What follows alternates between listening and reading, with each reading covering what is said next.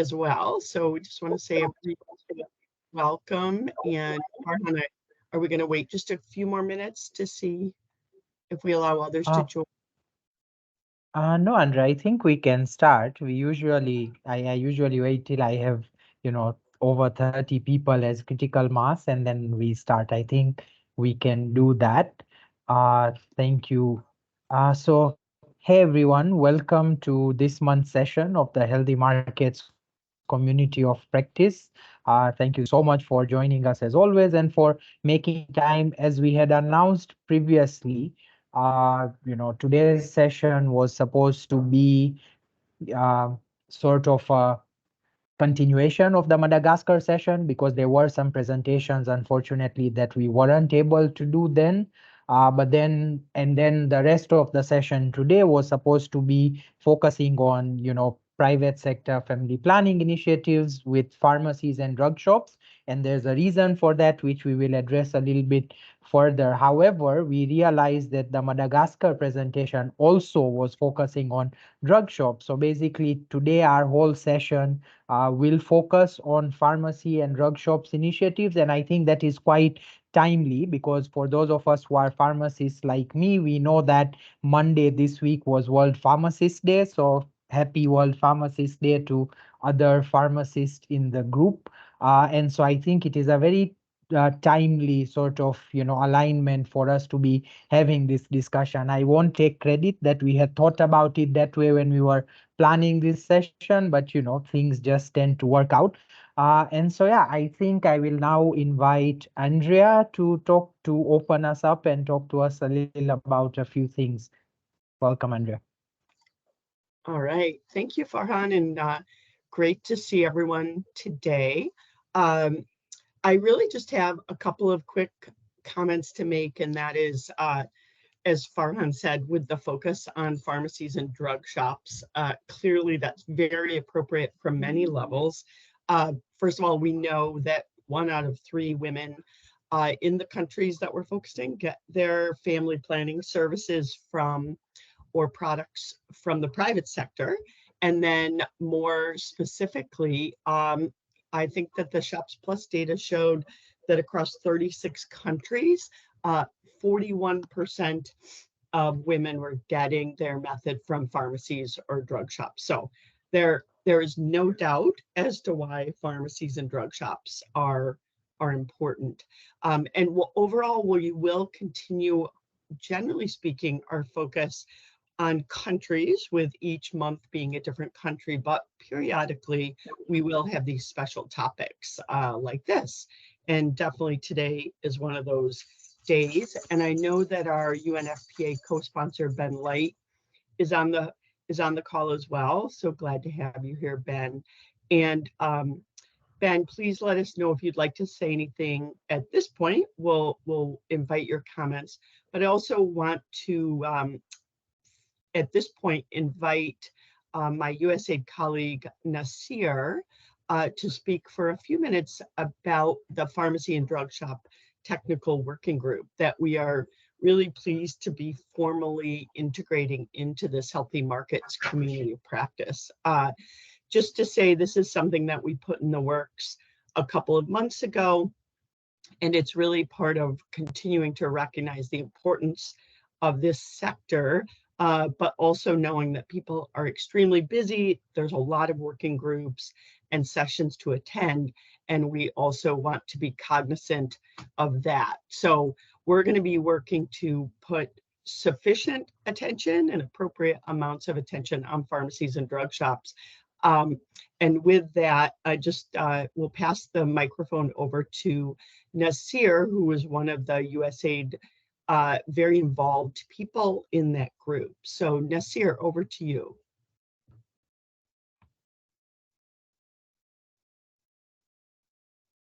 I think you might be on mute still, Nasir.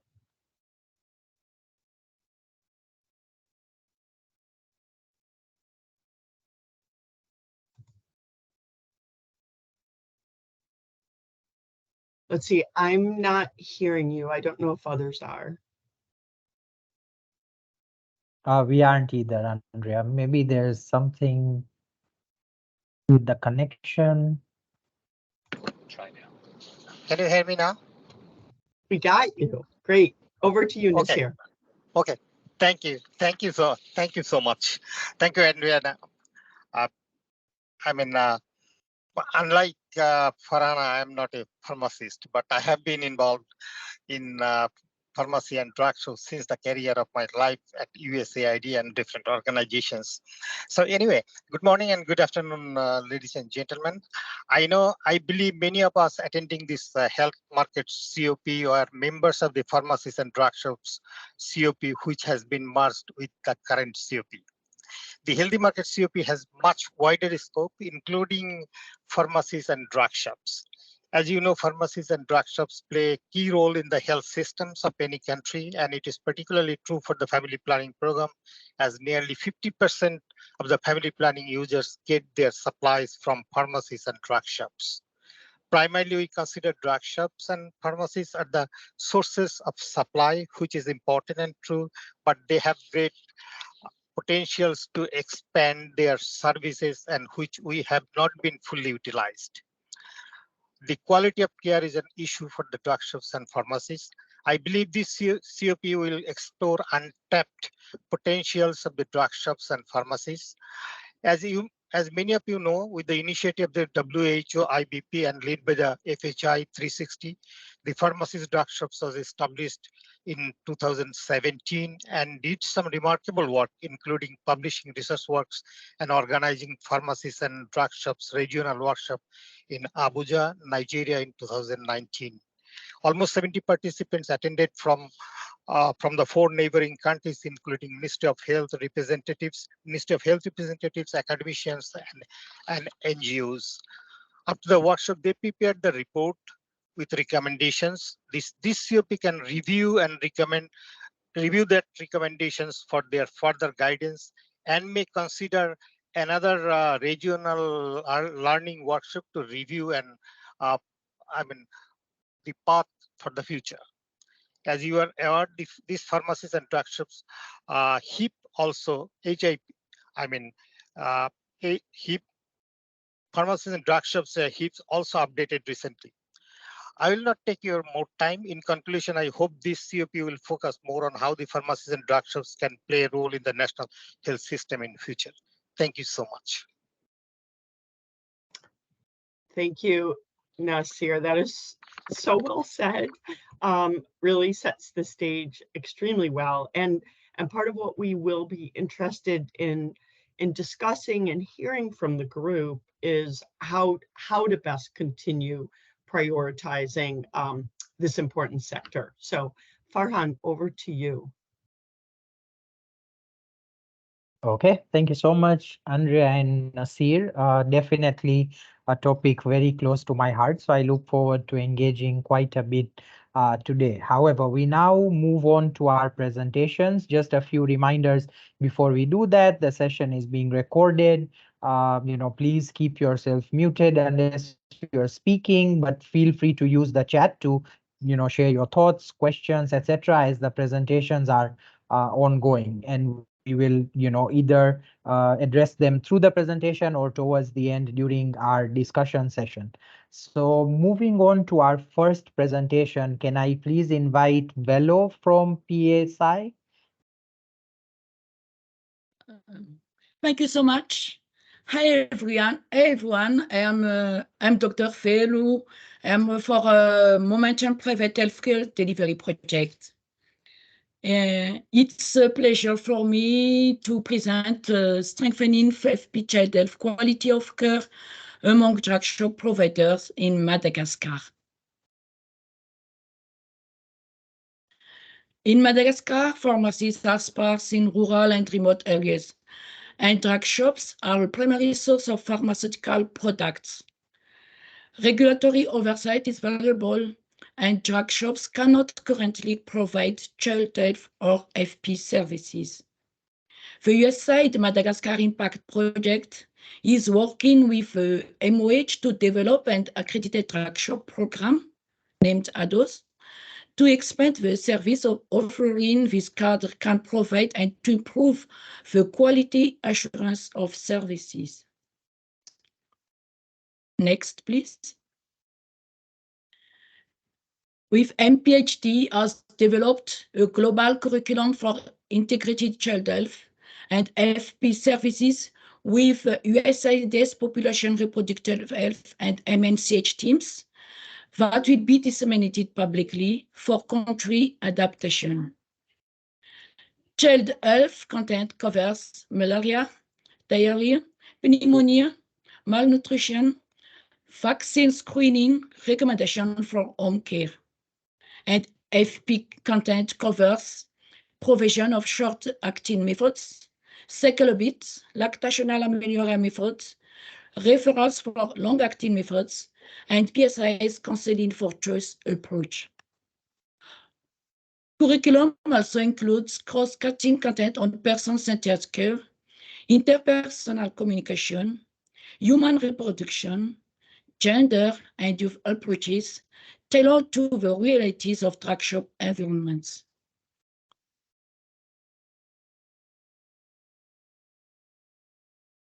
There are 3 interventions: training, supervision, and evaluation. Training, approximately 60 outlets, primarily drug shops, with some pharmacies in 2 regions, Atznan and Analandshof. For supervision, monthly supervision stretching to quarterly supervision for higher performers, and supplemental digital coaching through interactive voice response, robocall, quizzes, and SMS. About evaluation, 12-month study to assess the feasibility, acceptability, and effectiveness of the training and follow-up supervision, including change in clients' experiences and satisfaction before and after. Costing of the intervention components, including supervision elements, and methodology based on a training intervention and study for child health service through, please, I don't see, you can,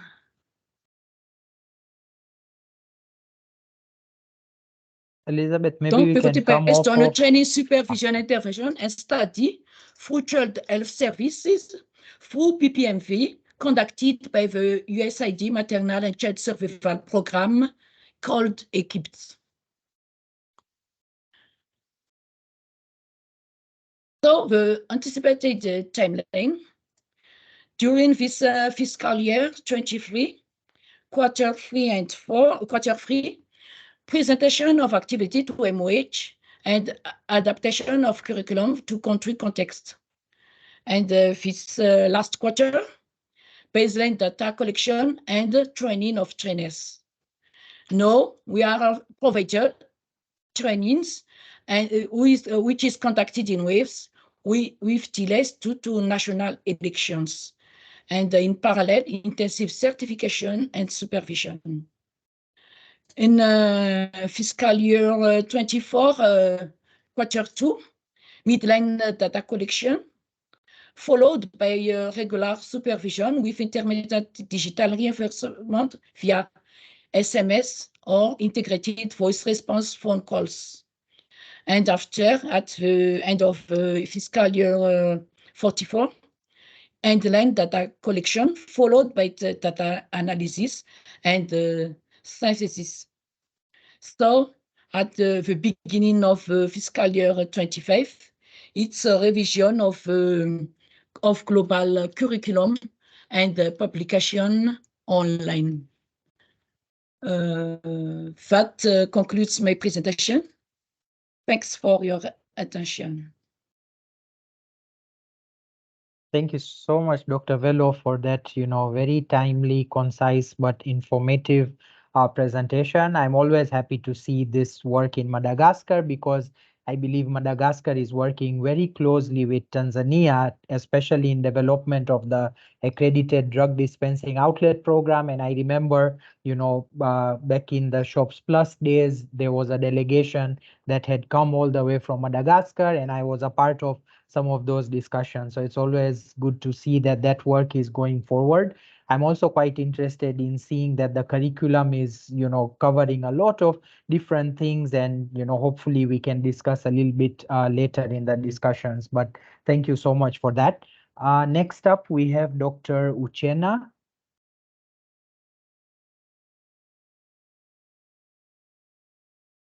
Okay. Thank you very much, Baron, and I'm happy to present to the group.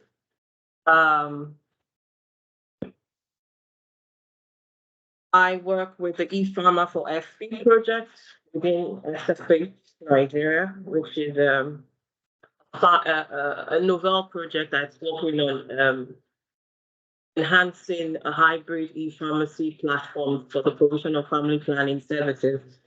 And within this project has been on for about a year, being implemented by a consortium of partners, of which SFH leads, and it's also funded by the Bill and Melinda Gates Foundation. I'll just go straight ahead to the presentation. We, as part of our formative research, we conducted a study to identify enablers and barriers to provision of family planning services by the e-pharmacists, generally in Nigeria. And so the study had the overall objective to identify major economic, social, cultural, and behavioral drivers for and barriers to the demand for family planning products and services through hybrid e-pharmacy channel, and it's specifically being carried out in Lagos State, Nigeria, which is a very metropolitan state and has quite a large population base. We have 3 research questions. First, who are the current and potential customers or users of hybrid e-pharmacy platforms? How does the e-pharmacy platform currently inspire and attract family planning clients? And then lastly, to what extent are e-pharmacists and telemedicine providers willing and able to provide family planning products and services through the hybrid e-pharmacy model?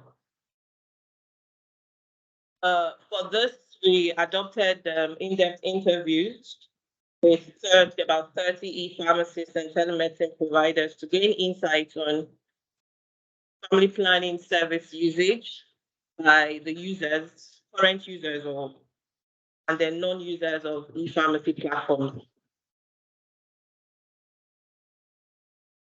So from this study, we basically identified some typical traits of users and non-users, trying to characterize them and further understand what makes them use or not use the e-pharmacy platform. So for the users of e-pharmacy platforms currently, they basically are typically between the ages of 18 and 45 years, male and female, but with a more tendency of being female, residents more in urban and metropolitan areas, commonly access non-prescription products, including condoms and contraceptive pills. And a couple of enablers that were identified from the study that actually facilitate their use of this platform is the fact that e-pharmacy platform is basically more convenient than practically walking into a brick and mortar store. They basically have high self-efficacy in using online services. It's more comfortable. They have high comfort and trust in online services, basically, and they are less risk averse. The non-users, they basically are aged over 45 years, so they're more within the older class, have low levels of education or English fluency, most likely male, resident in rural/peri-urban locations, access the platform basically. So for those who access the platform, they access it more for refills of prescription medication, basically. And we identified a couple of barriers, and largely they have lower self-efficacy, poor access to or use of smartphones. There's quite some cost on friction costs. So they basically are not used to adopting new technologies. And so this has actually led to them not really wanting to go that route. And lastly, lack of trust in online services. Now, talking to the e-pharmacists, we're able to identify some products that within the range of products that are generally provided in the country, especially, we were able to identify those that were more in demand currently using online platforms, online e-pharmacy, model, and those that were really not demanded. So basically, we have condoms, combined daily pills, and emergency contraceptives, topping the list of those of the products that were regularly being demanded by users of online pharmacy platforms, and IUDs and injectables being less demanded by users of the online platform. Basically, we identify the fact that a lot of them are not aware that these products are available online, okay? And a lot of times they actually don't see clients even requesting for the inserts, in this case, Jadel or Implanon.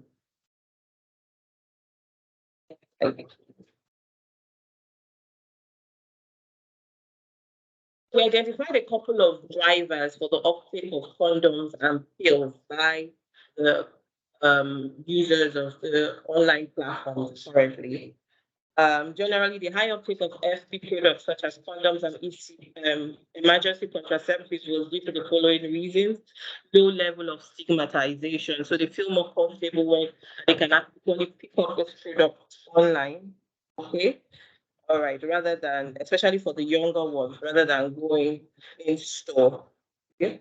The use of the pills was also attributed to how accepting some young women are to the changes the pills give them to their monthly cycle. Hence, that demographic would rather pick it up online.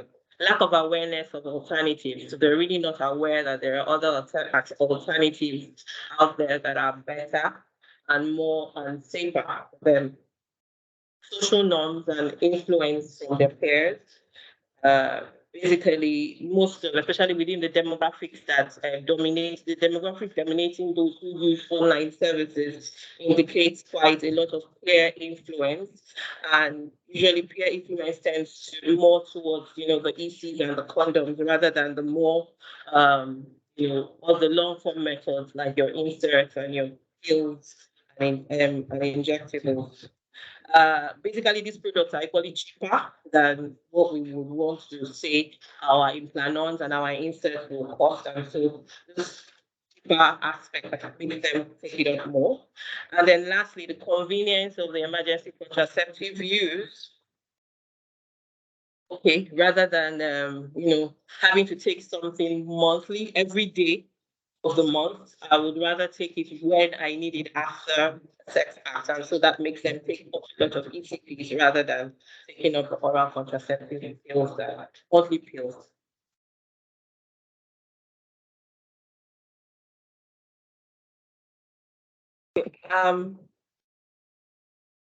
Major barriers to the uptake of injectables and IUDs. Generally, the low uptake of FP products such as your IUDs and injectables was due to the following reasons. Firstly, anchoring. Clients engaging with the platform were largely anchored on this product. So they were more, they tended more to the products that they were used to, in this case, the products that they are used to. NS levels, they're also not that are available. That does not tend towards it, rather using same, trending or acceptable methods, which are your condoms and emergency contraceptive pills. And lastly, fears of insertions and injections also is another barrier that sometimes makes them want to opt for the simpler and less invasive method.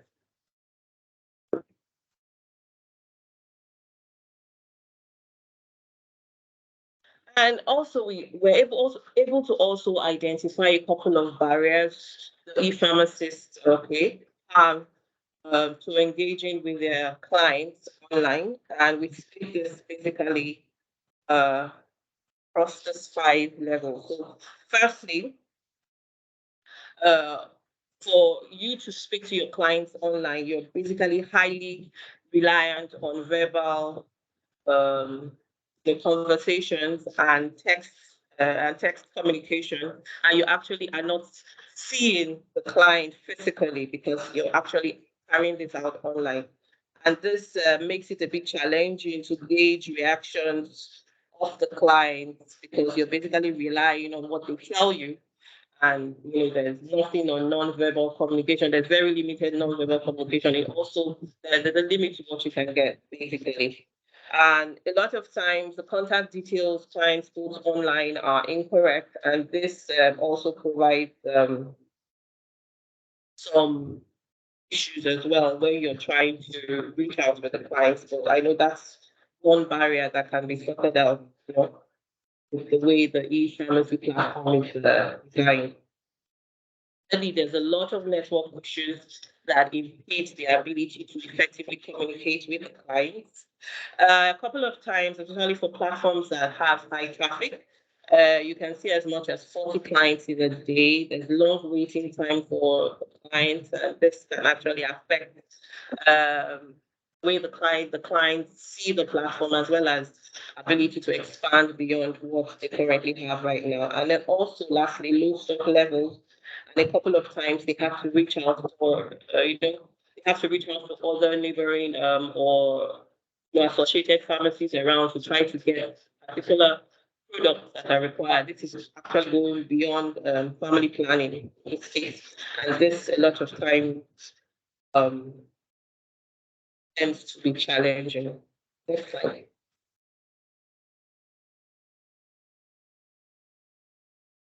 And so when reviewing client prescriptions, we know that especially for family planning services, as well as maybe any other medical ailment that needs to happen online, prescriptions are needed, and that's also one of the challenges that they face.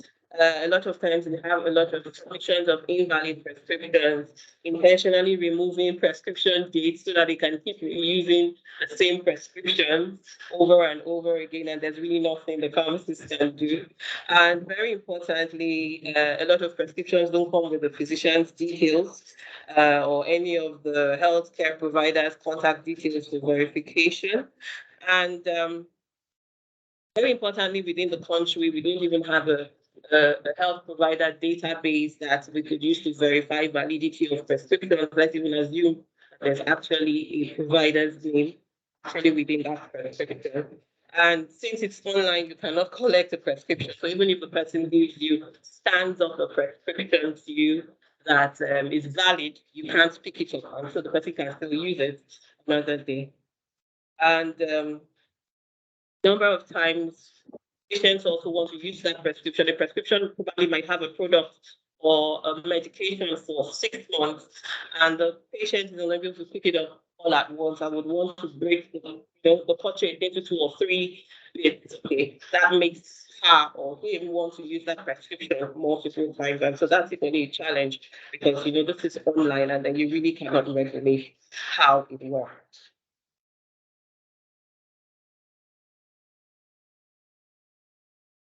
Dr. Uchenna, can we please, if you can quickly summarize and wrap up? Thank you. Yes, this is the last slide, and then we're done. So basically, we had a couple of recommendations. So I'll just quickly run through them. Improve awareness of the platform. Okay, family planning service provision, because a lot of people don't know they can get family planning services via online platforms, especially via e-commerce system. Ensure the information provided are salient. Increase the uptake of the expanded services, ensure that you have quite a range of products available online so that you have the choice to make and get the adequate ones that fit for them. Support uptake by clients, okay? And lastly, improve client experience using AI chatbots, appointment booking, video calls to make the experience better. That's the end of my presentation. Thank you so much for the opportunity to make this presentation. Thank you so much, Dr. Uchenna, for that. And I know, the integration of digital health and these technologies into pharmacy is also something that is very much being discussed in a lot of different spaces. And so, seeing that in practice and seeing some of the insights that you have presented is quite useful. Moving on to the next presentation, we have Jocelyn. Good morning, good evening, everyone. Happy to be with all of you. I'll just turn my camera on for a moment so I can say hello and then walk you through an introduction to SwipeRx. So SwipeRx is the largest all-in-one pharmacy-focused multifunctional application. We are currently connecting more than 260,000 users across 6 markets in Southeast Asia. We are a private company. We are headquartered in Singapore, and we work in Cambodia, Indonesia, Malaysia, Thailand, Vietnam, and the Philippines. And the benefits that we offer to our users are described in this slide. We have multiple benefits. The first and foremost is that we are a digital community of practice. So by bringing all of these different pharmacy professionals and drug shop operators together on a single platform, we are enabling them to find answers to their shared questions. We're enabling them to connect with each other and other peer leaders in this space to get advice and support and share best practices. But we also have a news feed as well as our social media channels, which enable us to share updates from the ministries of health, the regulatory authorities, and our partners about medicine and other health products, including new contraceptives or contraceptive products and brands that they may be less familiar with.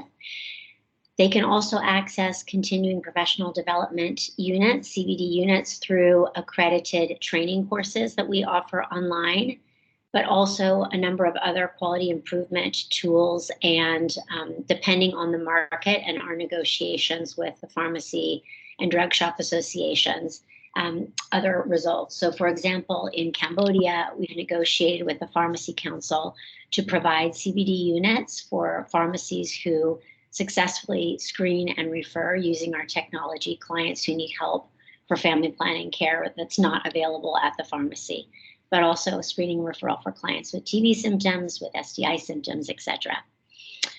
Another benefit is that we're enabling them to access and order pharmacy supplies for the lowest prices and best terms. And we have a couple different models for that, one in Indonesia and one that we're using outside of Indonesia. And I'll talk you through those 2 models in a moment.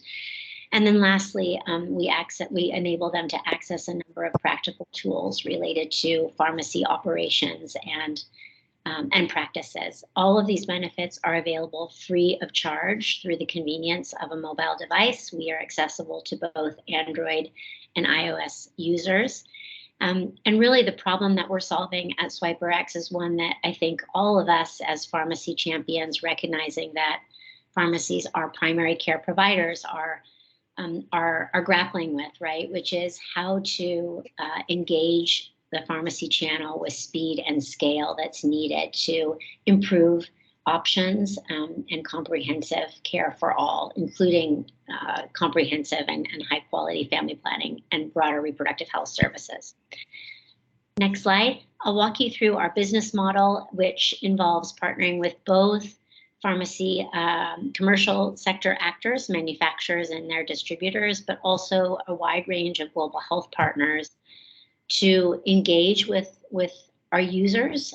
So our users include pharmacy managers, pharmacy owners, pharmacists, pharmacy assistants or technicians, as they're known as in different markets, but also drug shop operators, particularly in markets like the Philippines, where the drug shops are quite substantial. And the reasons that our partners work with us cover these 5 boxes here on this slide. So a lot of partners work with us to collect insights and data from our channel with 260,000 users from more than 55,000 pharmacies across the region. You can imagine it's very efficient for us to help partners collect data through our platform. So we do a lot of research, quantitative and qualitative, for a fraction of the cost and time that is required for offline research. We also deploy behavior change campaigns. So those could be related to supporting go-to-market strategies for our commercial partners or improving merchandising and dispensing and counseling practices. But they can also be related to raising awareness about client-centered contraceptive choice and client-centered counseling, for example. We have a number of quality improvement tools, and I'll talk a little bit about those in the next slide. Also customized features, so partners come to us and ask, can you add on this e-reporting tool for this market and for these specific needs? And then the supply chain piece is obviously of major concern, and with our coverage and our technology, we have tremendous potential to help partners improve the efficiency of the supply chain and as a result, improve access to quality and affordable products for a number of different categories. So that's a summary of our business model. And I'm going to just talk through for a couple of minutes our results in two main areas. Firstly, building capacity of pharmacy professionals and drug shop professionals. In the next slide, I think we have a brief summary of that. Yep, great. So you can see the growth of our professional education units generated by access, completion, and passing of digital accredited education modules or webinars through our platform. And you can see that this has increased really dramatically.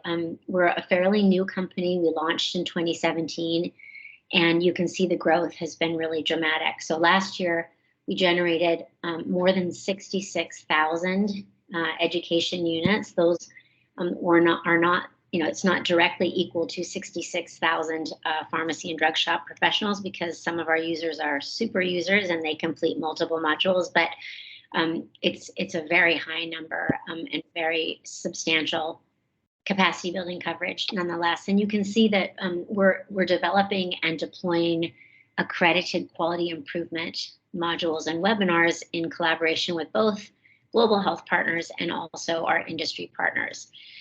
We do have fantastic data demonstrating a positive correlation between completion of our modules and improved practices at the pharmacy, including practices related to family planning. We have a much longer brief that summarizes this in a little bit more detail. I'm happy to share that with any partners who are interested in learning more. I think, similar to many of you, we are using highly interactive capacity building approaches. So our modules involve a number of case studies and games and other exercises that are designed to build competencies, right? We all know that raising awareness and providing information to any cadre of provider is necessary but not sufficient to motivate behavior change. So our competency-based modules are very interactive. And we recently expanded our QI toolkit to include post-education self-assessment tools. So similar to the way that 10 years ago, we realized that offline trainings needed to be supplemented with post-training quality improvement assessments, self-assessments, and external quality audits. We're doing all of that through our technology in collaboration with our pharmacy and drug shop professional association partners. So that's a little bit about how we're building capacity through the pharmacy channel at scale through our technology. And now a little bit about how we're improving the supply chain through the pharmacy channel and using technology in two different ways, two different models. So on the left-hand side, you'll see, sorry about this slide, too much text here, but in short, in Indonesia, we're using an e-commerce function, which is integrated into our technology, and it allows pharmacies to procure medicine and contraceptives and other products through our platform, in addition to all of the other benefits that I described earlier in this brief overview. So we're serving more than 8,000 pharmacies across 116 cities and districts, and this represents 25% of all registered pharmacies in the entire country. Really tremendous scale. And this has been achieved only in less than 2 years. So we are, through our technology, enabling pharmacies to improve the availability of essential medicine and other products with more than 3,000 SKUs covered by our platform. And that's a substantial increase over the market norm. A typical offline wholesaler in Indonesia covers about 750 SKUs.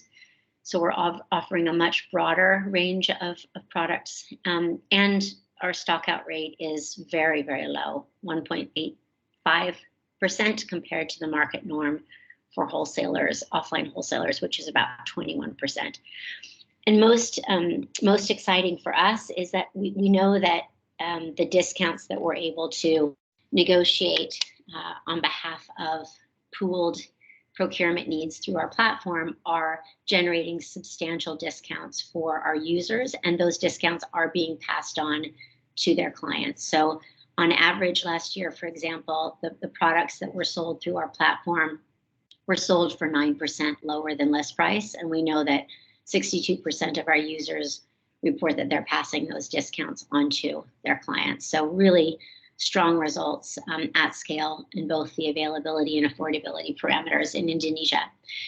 And outside of Indonesia, we're using a modified approach or slightly different model whereby we don't yet have the e-commerce function launched in those markets, but we are leveraging our news feed together with our digital quality improvement tools to facilitate stocking of quality assured, affordable products. And we do this in partnership with manufacturers of specific product categories, and in some cases, our global health partners. So we have had a really exciting partnership recently to expand quality emergency contraceptive and oral contraceptive stocking practices. And you can see here in the summary slide that we're also demonstrating great results with rapid diagnostics in a couple of different areas. We're working with manufacturers and local distributors of quality assured rapid diagnostics and self-use tests for both HIV and COVID-19. And we've summarized a few of the results from recent COVID-19 self-testing market shaping work in Vietnam, where we know that 92% of the pharmacies who are activated through SwipeRx stocked quality assured self-tests for COVID-19 compared to 29% of other pharmacies in the market. So a really huge increase in stocking of the right tests. And we also were able to demonstrate really strong achievements in terms of negotiating for discounts for our users, with discounts of up to 60% negotiated for SwipeRx users with local suppliers of the two locally approved and globally recognized quality assured self-use tests. Those manufactured by Humasis and FlowFlex. So really good progress there in terms of negotiating discounts, which was a big part of the success of this activation, which generated sales of more than 17,000 quality assured self-tests to pharmacies across 3 regions of the country during an 8-month period when there was very low demand for quality assured tests.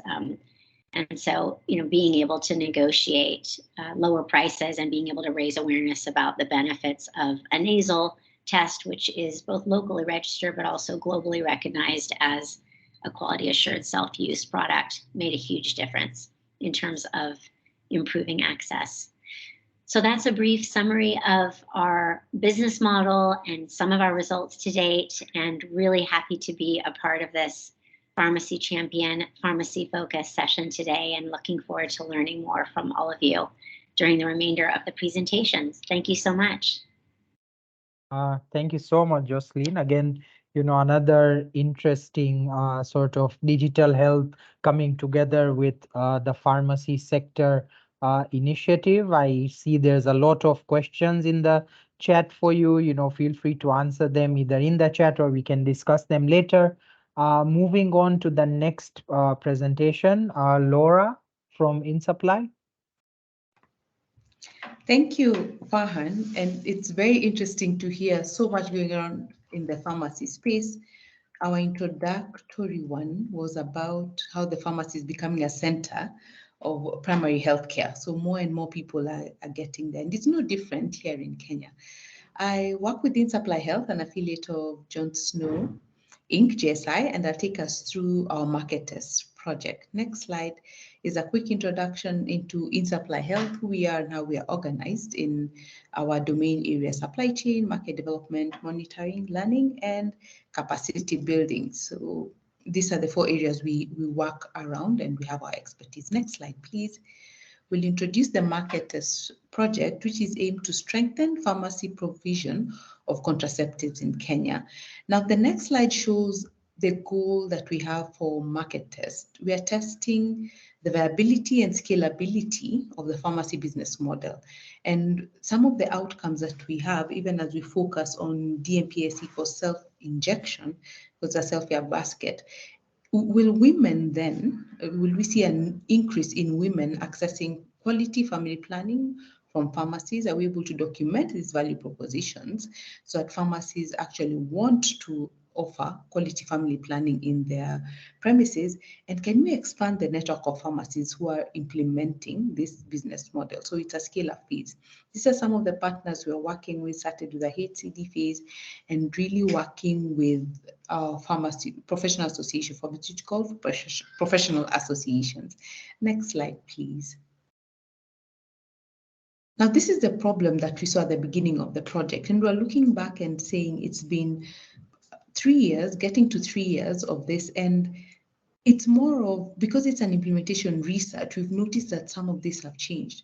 However, more women are still accessing family planning services from the public sector, and the pharmacy channel being a first point of contact for primary healthcare in Kenya. Are we able to create this awareness and unburden the public sector while offering a viable business model for private sector through pharmacies, and then for women and men to get quality FP services in pharmacy? So that continues to be the problem we seek to address with the market test. Next slide, please. As we move into the pharmacy space, and I believe that around the room we'll acknowledge that the policy environment needs to be viable for that. So in Kenya, we've had very good milestones working across several of the projects that inSupply is currently deploying.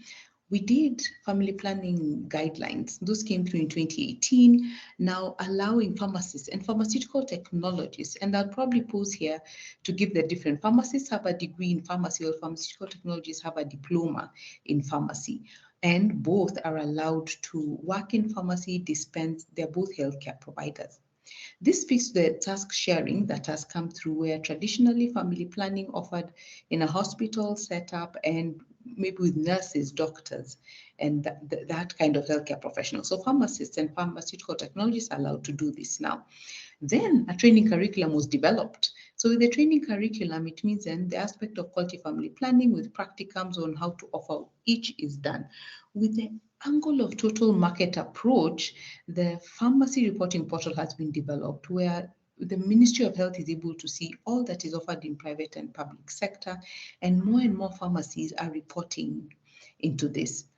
To boost our effort around self-care and self-injection for DMPAC, the reproductive health self-care guidelines also came through and gave also our healthcare providers in the pharmacy that authority to give the family planning services, especially now with injectables and other self-care interventions.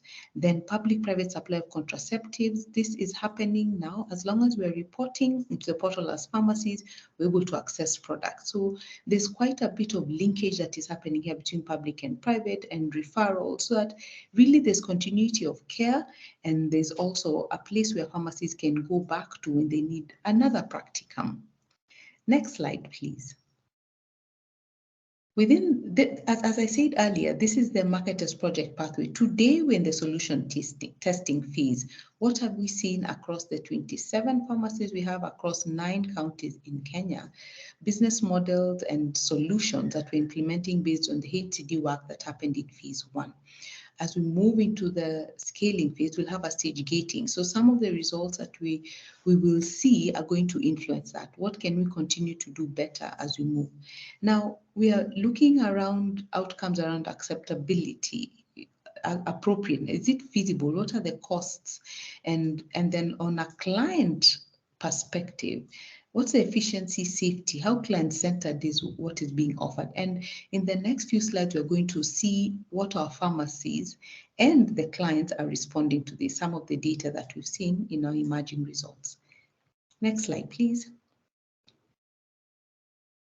Now, I already mentioned this. So the Kenya Pharmaceutical Association and Pharmaceutical Society of Kenya are the bodies we are working with. First, for continuity of this, once a project comes to an end and scale up is happening, they will take this. They are co-principal investigators in this project, in this implementation research project. They helped us to select the pharmacies, brought them to training, and more are working on demand generation. Webinars are being conducted by the leaders in these associations all around the country. Now, PSK and KPA are having a program running on brand ambassadors, FP champions, advanced family planning in pharmacy, to create awareness with a direct to consumer kind of engagement that we can now, as pharmacies, offer family planning. Please come and see, and it's going to be quality. This is quite important because then it has that leadership as well as the buy-in from the clients who get to see these. Next slide, please. The solutions that we had were inspired by HCD, as we said in phase 1. They seem simple and yet go a long way. So customer retention, how do we follow up on customers? Is it a follow-up card? And how does that sit within the social environment of the clients we're working with? Mentorship, passing it on within the pharmacy, so that at any one time, more than one provider can offer the service while the other one is probably counseling within the safe space. It was interesting to note that some pharmacies did not have this little private room or big private room where they can talk in confidence to the clients. It has gone a long way in ensuring that clients feel safe, they feel that it's confidential, and more importantly, that they're given a method, the autonomy of making a choice on the method they would require. Branding, demand generation, awareness creation. So this is Ask Me About Family Planning and to Plan Yourself. Jipende, jipange. Love yourself, plan yourself in Swahili. Next slide, please.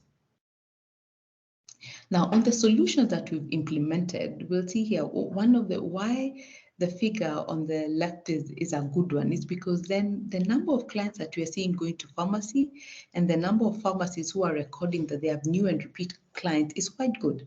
This actually speaks to the trust that clients have in pharmacy, the fact that for the pharmacy, then indeed, out of the 3 outcomes you're looking at, this is viable and something that can be done. The mentorship we've talked about in the previous slide. Product availability is something we continue to work on, continuous supply, especially of DMPSC, which is a focus product, but ensuring that we have choice. There's available methods that the pharmacy talks to the clients about as we go in. Demand generation, Ministry of Health providing IEC materials, as well as we trying to do some branding online and in pharmacy. Safe space. Quality counseling. Now, this is what is going to move, the needle forward, because once clients feel that this is being done, then they're going to be coming back and referring others to the pharmacy. The final slide for us is about clients. What are our clients saying within the pharmacy? So why are more clients seeking FP services in pharmacy over clinic? The convenience. I can go in and come out, get the privacy, get various methods of choice that can be offered to me within the pharmacy. Those are the voices of the clients. And the women, are they satisfied then with the kind of service being offered? So we're addressing one of our outcomes in this based on the voices from the clients. 95% of those who are interviewed in our first round and 100% in round 2 say that yes, indeed, the pharmacies are meeting their unmet needs in family planning. So this is just a bit of the work we're doing with some of the results, and I welcome questions, and please reach out to us. So the next slide has our contact, and we can even get, talking a little bit more on these platforms. Back to you, please, Farhan. Thank you so much, Laura, for that presentation. And, I think one sort of emerging trend that we are also seeing across all of these presentations is, the pharmacies themselves are private sector channels, but then there's this engagement that happens where you have to work with these associations, for example, that are also another private sector entity, and how important it is to be able to work with those market actors, especially for sustainability. So thank you for that. Next up, we have Peter.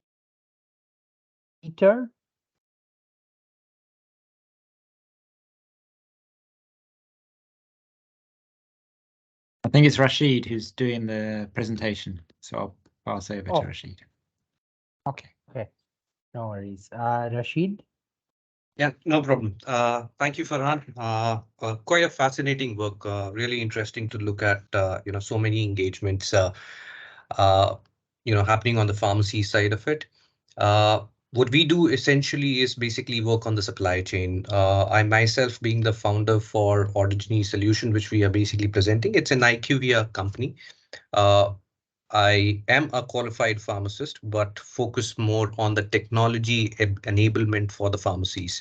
Having an extensive experience of actually launching and running a e-pharmacy for over 2 years and then handing it over, and then now focusing for past 7-8 years on the supply chain issues of the entire supply chain, rather, not only the pharmacy side of it, but the entire supply chain. Farhan, if you could go down to the, thank you.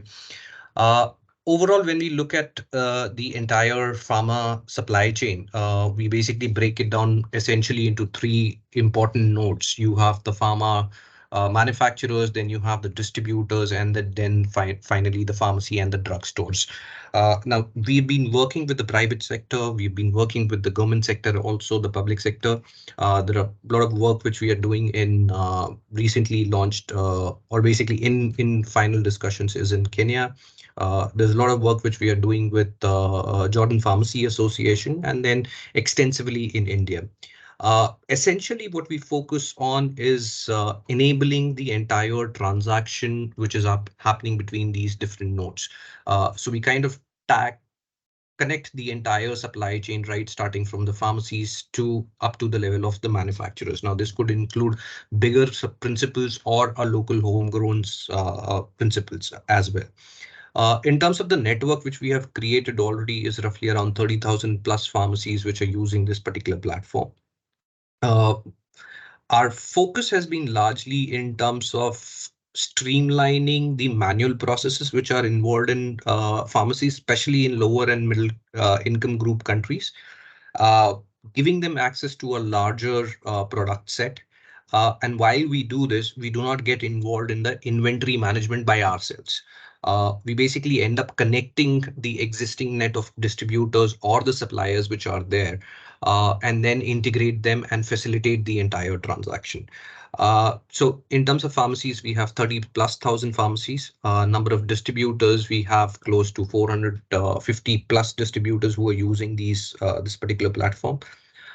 We handle roughly around $300 million plus transaction, which actually flows through this particular platform. And the number of orders which we basically handle every day is more than 17,000 orders, which actually flow through this entire platform. We route these orders to the respective distributors and suppliers, and then help the pharmacies procure and complete their fulfillment in terms of the range which they want to cover. A huge chunk of this entire network is distributed among the urban areas, the peri-urban areas, and even the rural areas. In terms of the countries or geographical areas which we have worked is basically India, Saudi Arabia, UAE. We are now on the verge of getting into Kenya and Jordan. The projects which I said, Kenya and Jordan, are basically the pipeline projects which are already in advanced phase of discussions. Farhan, if you can go down to the next slide, please. Through the entire solutioning, we basically try and resolve the problems of different nodes of the entire supply chain. All these different players, whether it is coming from the government sector, the public sector side of it, or from the private sector side of it, eventually end up working in their own silos. What I mean by silos is basically they are restricted in terms of disconnected in terms of technology. The engagement with the respective players is restricted, or either it is manual or telephonic. So all these players have got their own challenges. We try and address all these issues of each one of them. So when we look at the distribution side of it, it's largely the network or the geographical reach which I as a distributor can reach out to. This is restricted in terms of whether I have the enough capacity to physically reach out to the pharmacies to get the orders, or I have the infrastructure to receive orders coming from the pharmacies which are or drug shops which are want to engage with me. From a drugstore perspective, you have challenge in terms of how many different distributors can I reach out to in order to fulfill my range. So those are specific processes. At the distributor end, also you have the manual processes wherein there are manual data entries which happen before invoicing. The inventory management side is largely manual, though there are inventory management systems available, but the process largely revolves around manual processes. So the integration of these different systems together actually enable and takes away the inefficiencies which are there in the overall process. Leakages which are there at multiple levels, whether it is in terms of from a distributor perspective when packets getting lost at the time of deliveries, payments basically getting lost while we are collecting the payments, or when I have a field force, what is the kind of control do I have over the entire field force? From a pharmacy perspective, when we look at the visibility becomes a very important part. Now, if from a family planning perspective, if there are different methods available for me to basically counsel or communicate to my patients, I also need to know which all different distributors can actually help me fulfill those requirements. So this platform basically brings all the distributors and all the pharmacies together onto the same platform and then enables them to interact with each other. So it addresses the challenges of visibility. Because of understocking or unavailability of the products, there are prescription bounces or basically my customers getting returned because I don't have the enough stock available. And then, since there is if you look at the practice point of view, the distributors work on a different cycle and pharmacies work on a different cycle. Usually working hours for a pharmacy being a longer for working hours. And essentially, as a pharmacist, I would understand my requirement at the end of the day when I'm closing my entire stock for that particular day. So by then the time frame is actually over for me to place orders, and I have to basically rush it up in the morning to ensure that I get the timely deliveries and ensure the prescription fulfillment happens. So those are the challenges which we basically address on the pharmacy side of it. And then from the manufacturer perspective, it's pretty important what's the kind of stock positions which are available and throughout the entire supply chain, whether it is at the distributor level or at the pharmacy level, what are the kind of supplies or stocks which are available for them. Now, depending upon region to region, it may vary. Saying in a more advanced countries, you may have the integration at the pharmacy level, but in a lower or middle income category countries, you have integrations available only at the distributors level. So we basically help manufacturers do the entire analytics in terms of the transactions which are flowing through, the kind of stock which is there, whether it is a near expiry stock or it needs any kind of a redistribution from a low demand area to a high demand area. So those kind of basically interventions and timely interventions can be actually done using this particular platform. Can we go down to the next slide? Yes, thank you. While implementing this entire piece, we are looking at some of the functional outcomes which are basically there as a part of this implementation. We look at increasing the geographical reach for the distributors. Now, we've seen that in countries where the retail pharmacies are in the rural areas, they have limited access to the distributors and the reach from that particular perspective. The program or the solution basically brings in all the distributors together so that the pharmacy, which is even in the rural area, can actually interact with multiple distributors, and the entire delivery planning can be done for multiple distributors together to ensure deliveries happen to the rural areas as well. Access to multiple suppliers is an important part of it.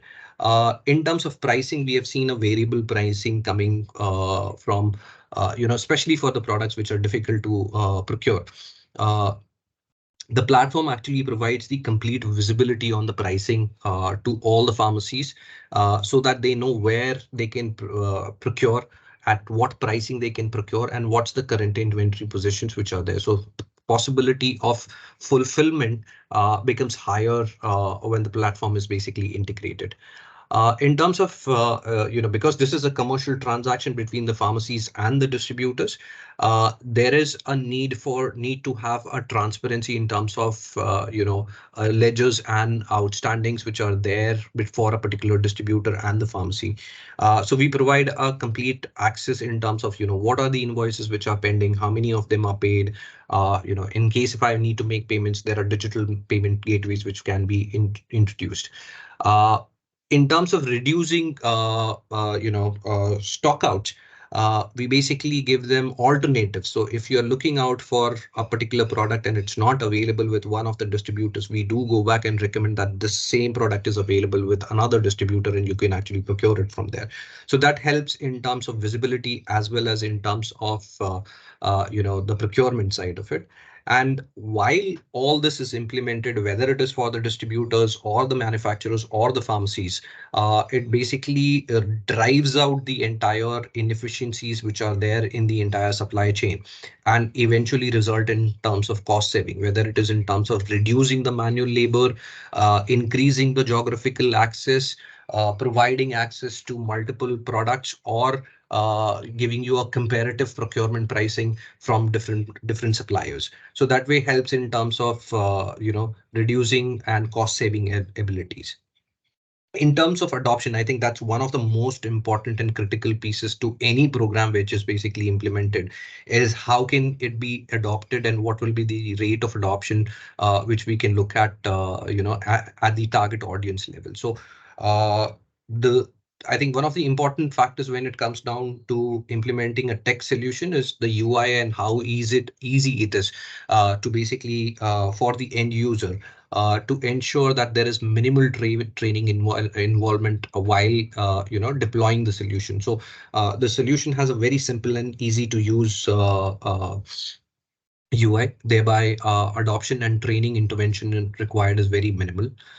Infrastructure requirement at the pharmacy level is also very minimal, though the system is highly interoperable. It is able to connect to the existing POS systems, but it does not require a POS system to be there at the pharmacy. Just a smartphone with a internet connectivity is good enough for the user to come actually on board and start interacting with the multiple distributors and suppliers on the platform itself. System is highly interoperable. That's where I think one of our biggest strength is that we have been able to connect with 48 different ERP systems. So it's a plug and play kind of a system. It goes and connects with different distributors, does not change their internal existing processes. However, it mounts on top of them and facilitates the interaction between the pharmacies and that. From the manufacturer's perspective, they can also integrate and the entire transaction can be then automated end to end. The cost is again one of the important factors for the adoption side of it. Since this is a common SaaS-based platform, we look at basically dispersing the cost. And since the value addition is seen by all manufacturers, the distributors and the pharmacies, all of them are basically paying. At the same time, the cost burden is not handled by one single player, wherein the onus remains on them. So it's a distributed cost model and basically enables the entire network to pay and reap benefits through it. So that way it basically reduces the overall cost of implementation and go-to-market becomes much faster. I think with this, I would end my presentation. Thank you so much for your patience. Thank you so much for that, Rashid. Again, another digital pharmacy solution, which has prompted a lot of conversation in the chat. Please feel free to respond to that. Moving on to our last organized presentation for the day, Dan from Maisha Meds.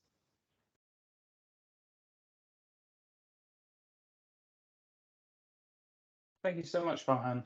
Hi, my name's Dan Rosen, Director of New Business for Maisha Meds. So I'm here to talk to you today a little bit about what we've been doing across Sub-Saharan Africa, as well as a little bit of the insights into some of the data work that we've been looking at as well. So if we could go to the next slide. So who is Maisha? So we're a Kenyan health tech startup founded really with the objective to try and better understand and serve private health facilities in Sub-Saharan Africa in order to help them better serve their patients. We've really been doing this in three major ways. The first is our digital point of sale tool. So we have Android-based software which helps pharmacies track their sales, run their business, maintain their prevent expiries, manage their inventory. So today we have 2,500 facilities currently using our software in Kenya, Uganda, Tanzania, and Nigeria, serving around 8 million patients in the last 12 months. So based on this data that we have on what these patients are purchasing, we're then able to design loyalty programs by identifying the market failures effectively in the system. So with these loyalty programs, we provide discounts for particular products and medication and treatments at the last mile using mobile money to make incentive payments against health insurance claims. So the example that I always give with this is that today in the facilities in our network, only about 7% of patients actually buy a malaria test. The rest just buy medication presumptively. Despite only around 30 to 40% of patients having malaria. So one of the major reasons for this is that the cost of the test is around $1 and the cost of treatment is around $1. So what we do is in our facilities that are running our programs, you can access the test for 40 cents. If the test is positive, you can access treatment for 60 cents. The patient still pays the $1 that they expected to when they walk in, and we pay an additional $1 on the back end once we have approved the claim, as well as an additional $1 on top of that. So to date, we have treated 250,000 patients using this. We have extremely positive results from randomized control trials on improvements in test and treat for malaria and increased uptake of longer acting contraceptive methods for family planning, specifically looking to address some of the affordability barriers around Cyanopress and some of the availability issues for that product in Kenya and Uganda. But what I'm really here today to talk to you about is the third component of this slide, which is talking a little bit about the data that we've been able to generate from our network of facilities. And thank you, Victor. And what we've been able to sort of ascertain by going really in and looking at that data, and what we've been combining that data with to think about alternative sources of information taken from across the supply chain to build a picture of consumption of family planning commodities across the continent. If I can go to the next slide. So for our family planning analysis, we've been using export data and point of sale data, and then we've been cross-referencing this against import records and DKT's statistics that they publish for social marketing. So really these data sets sort of split into two main categories. We have the trade data, which is from 2018 to 2022, mostly originating from India, Hungary, and Indonesia, as well as import records that we're able to cross-reference against for validity. And then on the other side, we have our point of sale data, which is coming from our 2,500 facilities within the network. So these data sets are really strong and weak for different sorts of things. So import-export data is really good for understanding the private market. It's very good for emergency contraception, combined orals, injectables, IUDs, misoprostol, mifepristone. It is able to shine a light into the commercial private side of the market for many of these commodities that has not previously been possible to see at a national level. The main reason that this traditionally has not been seen so much has been that classically these private wholesalers and manufacturers have not necessarily been interested in reporting this data. And so this is able to actually give real insights onto what's happening on that side of the market. And then the data is validated against multiple different sources, including our own data from within the country. The point of sale data is extremely strong for understanding subnational trends within consumption of healthcare commodities. And as well as showing the price to patient and retail margins, wholesale margin, as well as understanding subnational trends and being able to link consumption of family planning products in the private sector to socioeconomic determinants such as income or access to modern contraceptive methods for women in subnational geographies within each country. This data does have some limitations. Currently, this is not fully representative of each market. We are currently limited to only 4 countries, and our facilities tend to be focused more on low to low middle income patients and areas. So this introduces some bias into the analysis as well, in that it tends to pick up sort of more low income patients in terms of the behavior that we're seeing in the data. If we could go to the next slide. So what do we see actually at the facility level? Well, one of the big things that we've been talking about recently has been that the private sector for hormonal contraception in sub-Saharan Africa is heavily leaning towards emergency contraception as a main method of care in the private sector. So what we see is that over 55% of patients are purchasing emergency contraception versus other methods. We are seeing it coming out to a total of about 60% of value. So EC is making up a far greater proportion of total consumption than I think people have previously realized. This graph on the top right, this is an illustration of what we can do, showing the wholesale price of medicines within a country against the retail price, which is the price the patient pays. So the way to read this chart is that the red line is the wholesale price that these facilities are buying their commodities at, and the blue line is actually the price that they're selling to patients. And what we've observed in combined oral contraceptives in Kenya has been a 25–30% increase in the price of COCs in the last 3 years. But actually, if you look at this, and actually what this really corresponds to is depreciation of the Kenyan shilling. So in Kenya, the value of the shilling has depreciated by significantly over the past couple of years. And what we're actually seeing here is that while the price in US dollar terms may be relatively constant, we're seeing potentially increases in price and reduction in affordability to patients. We can take these facilities, they're all geotagged, so we can split this information out by country, town, channel, setting. As you'll see in this chart below, what you're able to see is that the pharmacies doing a greater proportion of emergency contraceptives. You can't really see this terribly well on the bar on the left. It says pharmacy at the bottom, but it's very small. I apologize for that. The second bar is clinics, where we see a greater usage of injectable subcutaneous DMPA. And then on the far right, that's ADOs. Then if you can just, we want to leave some time for discussion and so Q&A. sorry. So if you can just, yes, thank you. Yeah, if we just go to the next slide, I will wrap this up very, very quickly. So yeah, we're also able to use this sorts of analysis to understand within different countries where an intervention might be required. Do we need to convince the facilities to add smaller margins? Do we need to reform the supply chain in order to improve the access to the products?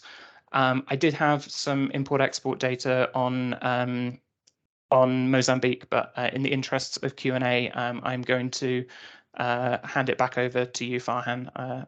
Apologies for taking too long.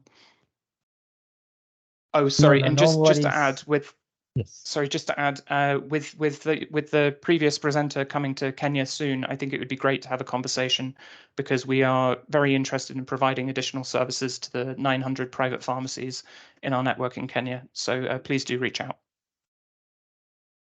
Okay, thanks, Dan. And I think that's a very good note to end our presentations on, because as I mentioned in the chat as well, we are seeing more than usual sort of engagement, networking happening during the session today, which is great and which is what we like to see as far as, this community of practice is concerned. Now, I see there have been a lot of discussions going on in the chat, with the presenters responding, a lot of emails being exchanged. So I would like to use this discussion time to hear, if someone wants to, sort of come off mute and share their thoughts with us about what they've seen, any thoughts around how we can, further facilitate the role of pharmacies and drug shops in our work around contraceptives. Anyone wants to come off mute and speak?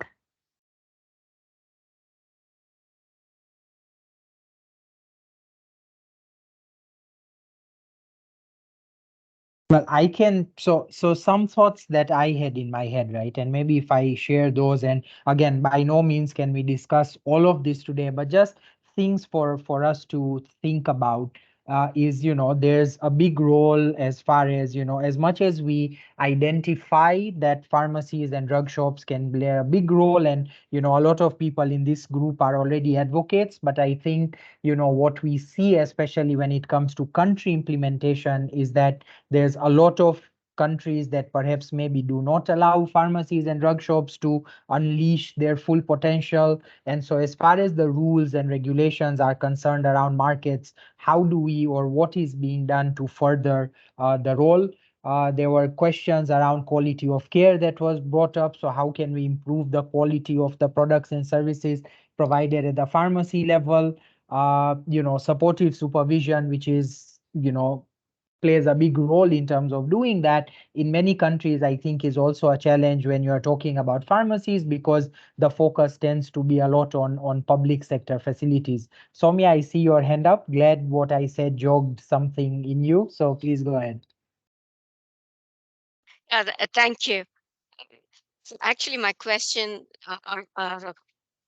or an area where I would like some insight from all of the people who are working on pharmacies is we keep hearing about people going to pharmacies to pick up safe abortion drugs, right, for managing a pregnancy. So what is the opportunity that pharmacists have in providing family planning information? Are they seeing a demand for family planning from those who have come to pick up medication abortion drugs? And I'll stop there. Okay, do any of the presenters want to respond to that, or anyone else?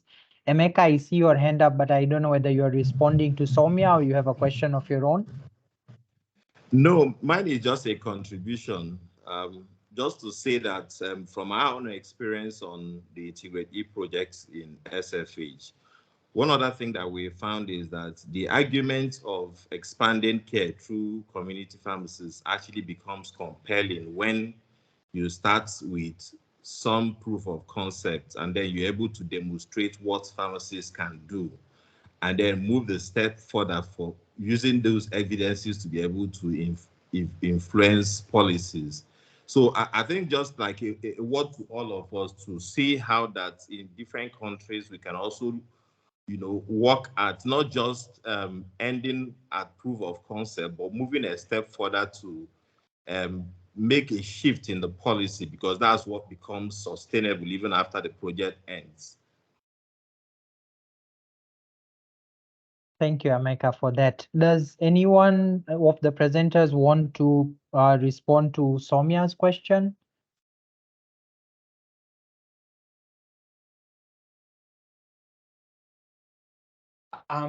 With respect to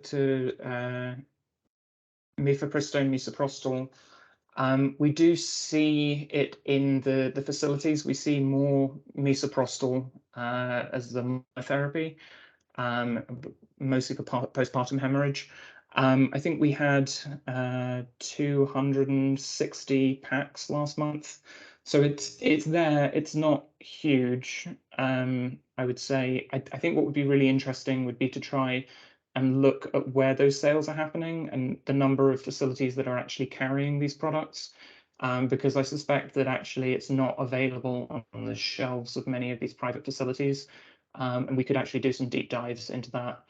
I think also looking at how socioeconomic determinants like income or education or access to modern contraception intersect with use of these kind of these abortion commodities in the private sector would also be a really interesting analysis to get into in the future as well.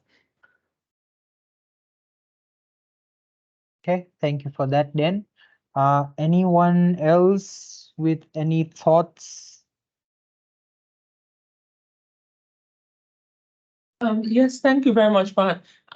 Is it related to the MISO, the MA issue, or just generally?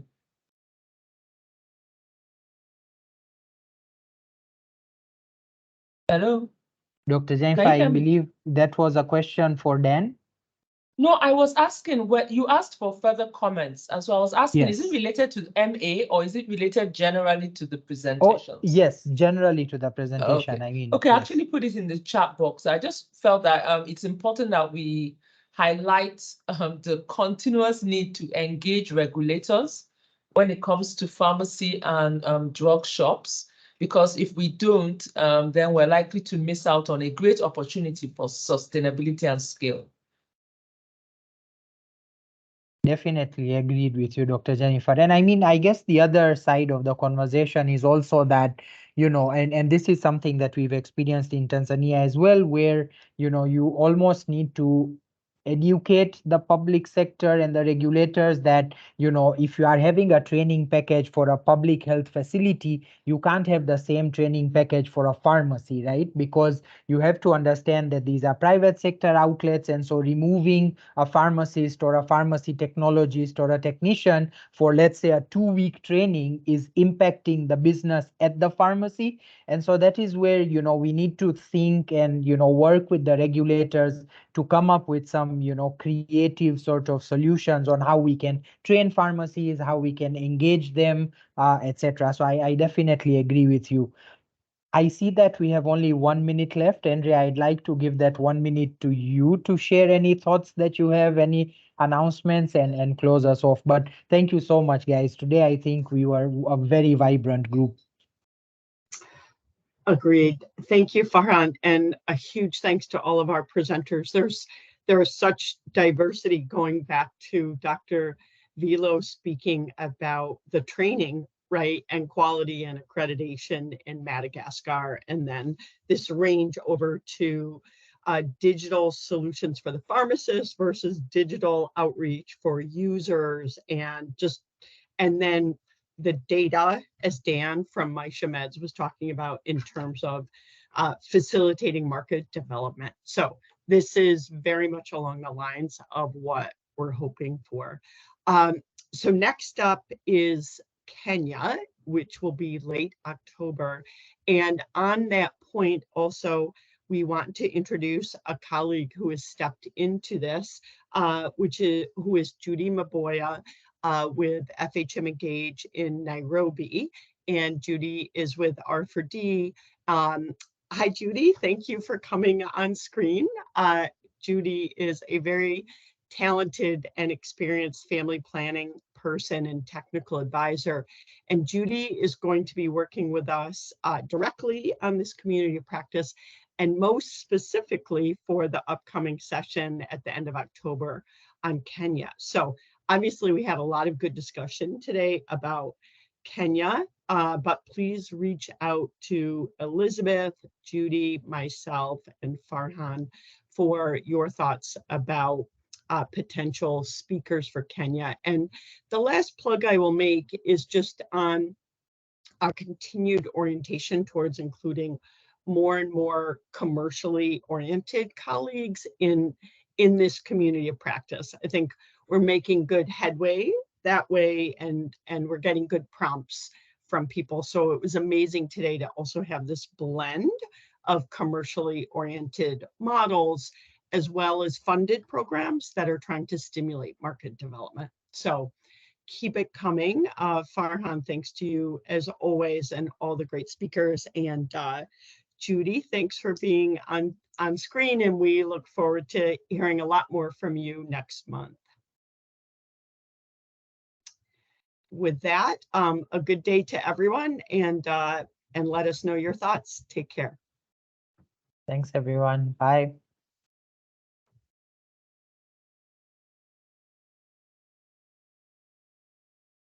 Bye.